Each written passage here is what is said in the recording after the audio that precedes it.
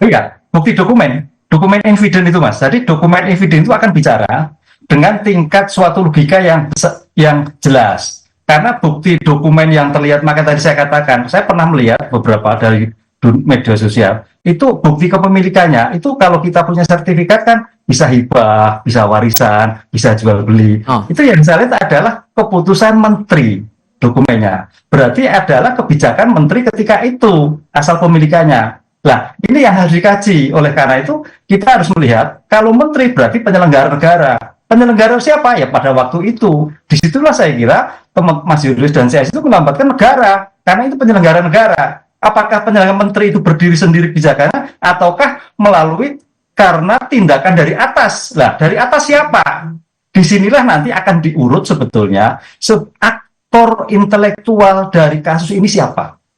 Kalau yang terkait dengan kepala BPN dinas, provinsi, kemudian kabupaten itu hanya pelaksana. Tapi aktor intelektual itu yang saya kira menjadikan poin penting sampai keluarnya 263 sebagai bukti dokumen yang kemarin sudah dibatalkan, dan dibatalkan itu sebagai bukti awal, apalagi dengan pembatalan pagar. Pagar itu Mas Tifal, pagar itu kalau orang Jawa kan batas. Oh ini milik Mas Julius, ini Mas Manuel. Batas itu. Dengan batas itu kan berarti ada pemilikan. Nah, ini suatu yang tidak dipisahkan. Milik dulu baru dipagari. Oke, jadi bisa selaras kedua-dua kasus ini bisa diproses ya?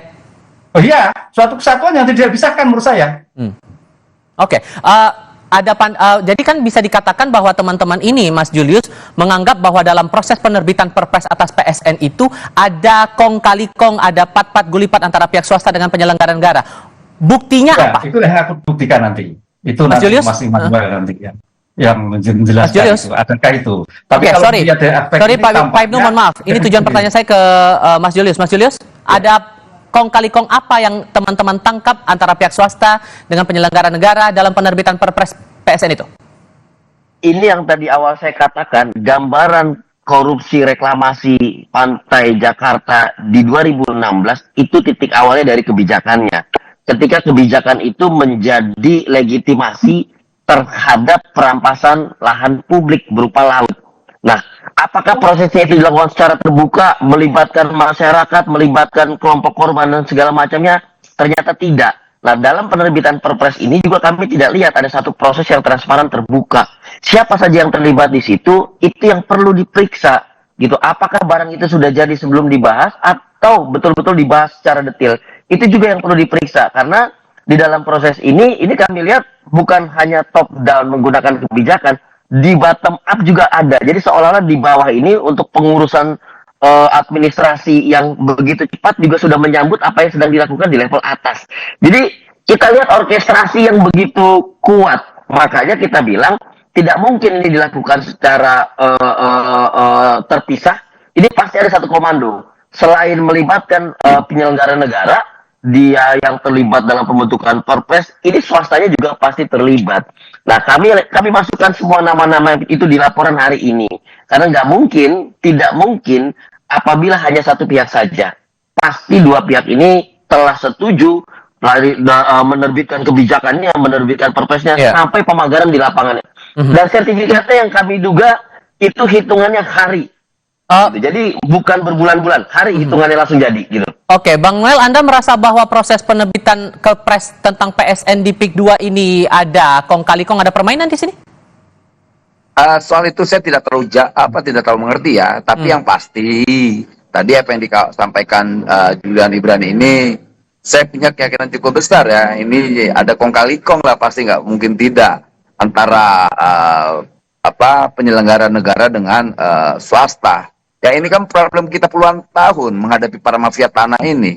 Jadi saya rasa apa yang dilakukan kawan-kawan PBAI, Abraham Samad harus kita dukung. Tapi saya tegaskan sekali lagi, kemarin juga kita ngebahas kawan-kawan dengan Pak Jokowi soal PIK 2 ini. Pak Presiden hanya ketawa aja, kok kenapa saya dikait-kaitkan. Tapi itu hak kawan-kawan untuk menyampaikan dan juga hak Pak Jokowi juga untuk mengklarifikasi.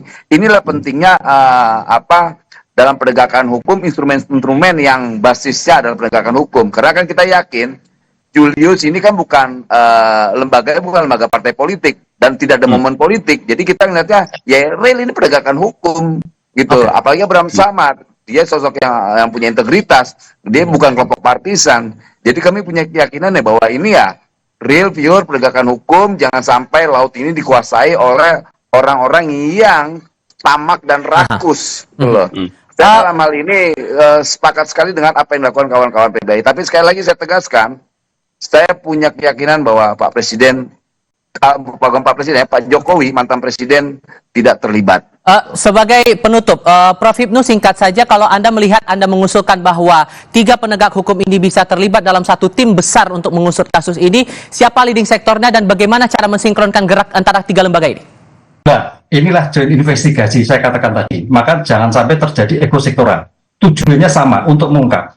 Jadi saya kira tidak bisa menentukan siapa, tapi sama-sama. Siapa yang mempunyai kemampuan data yang lebih unggul, data yang lebih akurat, itulah yang saya kira memimpin joint investigasi tersebut. Jika jangan sampai ego, wah ini Barreskrim, ini Kejaksaan, ini KPK, jangan. Tapi menurut satu kesatuan, dibuka bersama, saling melengkapi, saling menginformasi, sehingga perkara ini cepat selesai.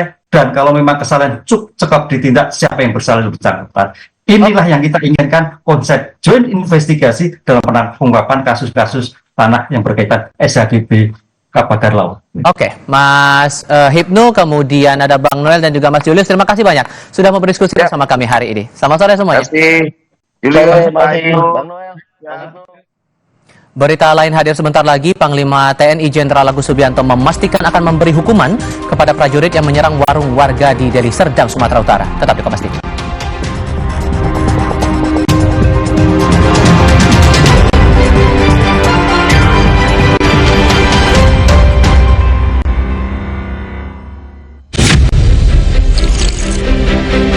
Ngeri mantapnya. Belum makan? Yakin ngopi? Luwak White Coffee nyaman diminum. Luwak white dan luwak hitam diolah dengan teknologi slow roasting, membuat pH level lebih netral sehingga nyaman diminum kapan saja.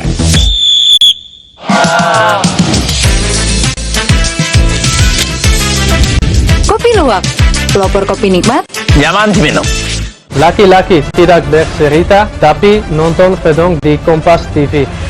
Eredivisie live di Kompas TV.